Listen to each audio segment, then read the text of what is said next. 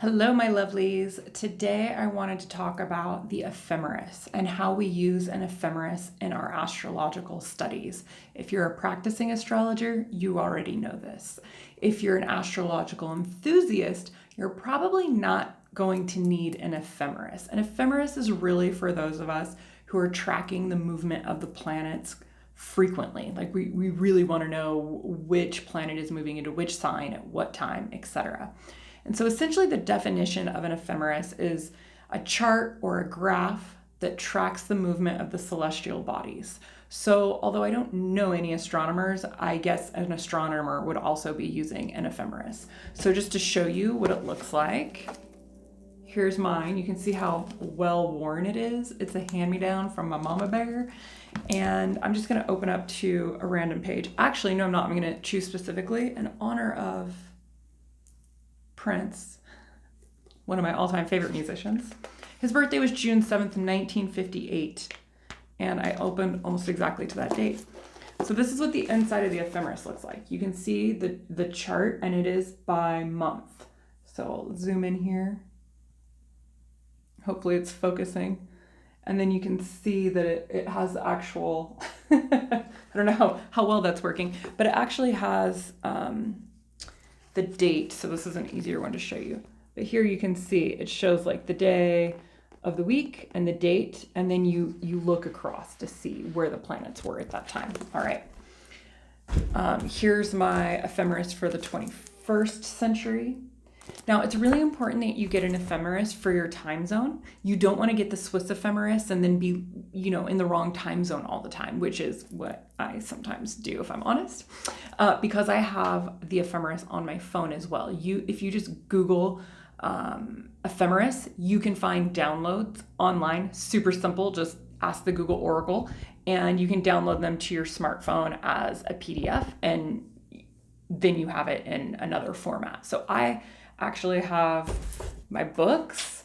I have them on my smartphone as the graphs and tables. And then I also basically have a version of the ephemeris on my computer because I have software. So I really recommend that if you are an advanced student or a practicing astrologer, that you invest in software. Not only is it easier to use than the free resources online, but it's more aesthetically pleasing, also making it easier to use, especially if you ever wanted to print out a copy for a client. So it often these free online chart downloads, they're miserable to actually read and then interpret. Whereas my AstroGold, it's like very simple and clean.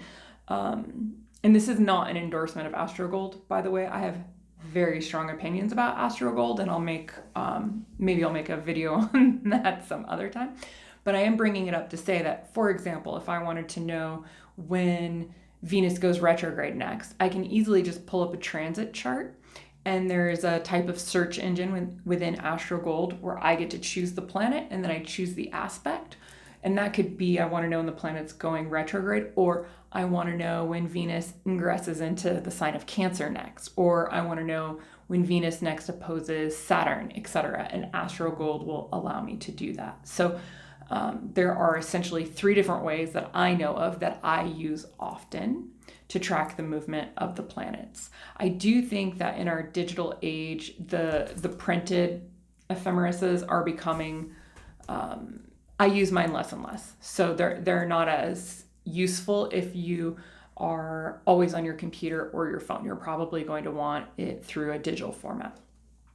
Okay, so if you have any questions about the ephemeris, how you use the ephemeris, etc., please let me know.